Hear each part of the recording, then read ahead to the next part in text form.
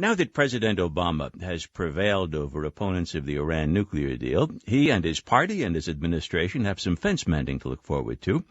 One House Democrat who opposed the deal is Steve Israel of New York, and he has joined with fellow Democrat Sandra Levin of Michigan, who supported the deal, in an op-ed that says, in part, the partisan rhetoric we have seen throughout this debate needs to come to an end. And Representative Israel joins us from Capitol Hill. Welcome to the program once again. Thanks for having me. There's talk among some conservative House Republicans of taking various steps against the Iran deal, taking President Obama to court for, they say, not providing all of the details of the agreement, or proposing new sanctions targeting Iran's Revolutionary Guards. Do you agree that it's still time to, in effect, oppose the Iran deal by other means, or is it time to give this deal a chance now? Well, it's time to get back to the substance of cooperation between the United States and Israel. What concerns me as an opponent of the deal is that many of my Republican colleagues are going to continue to use Israel as a political and partisan football. I opposed the deal. I voted against the deal. I spoke against the deal. It's now clear that the deal is done. And so we have two choices in Congress. We can work together, bring people who supported and opposed the deal to a table, Democrats and Republicans, to discuss how we structure a post-deal environment that will keep Israel strong and the United States secure, or we can continue to use this deal as a cheap partisan stunt. I suggest that the latter does no service to the state of Israel.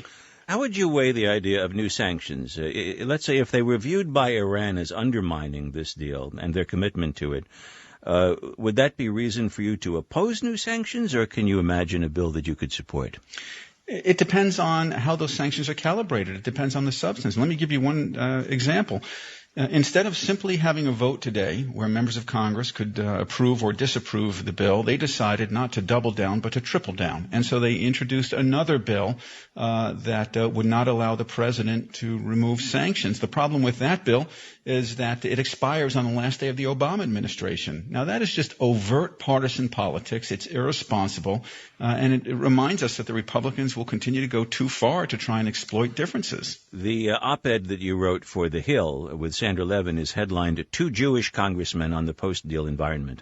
As it turned out, more Jewish House members and senators voted for this deal than against it, and that despite Israeli Prime Minister Netanyahu coming to Congress, despite a big campaign by AIPAC, the pro-Israel lobby.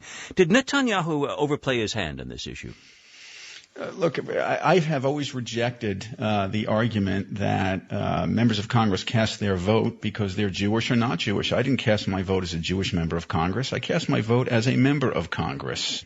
I make my decisions and my judgments not based on what a prime minister of another country says, but based on what my principles tell me, what my DNA, how my DNA guides me. But as you know, the Netanyahu role here was very unusual, coming to address the Congress to oppose the sitting president's policies.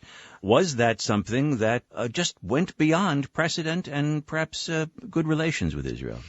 I think on both sides of this deal, on both sides of this issue, to a great extent, there was a tendency to overplay hands. And what we have to do now is get everybody together. So the Prime Minister of Israel will be in New York at the General Assembly. This is an opportunity for he and for the President of the United States to reset the rhetoric and to focus on the road ahead rather than potential animosities and grievances that occurred in the past. That's going to be critical right now. We've got to reset the rhetoric. Congressman Steve Israel, a Democrat of New York, thanks for talking with us today. Thank you so much.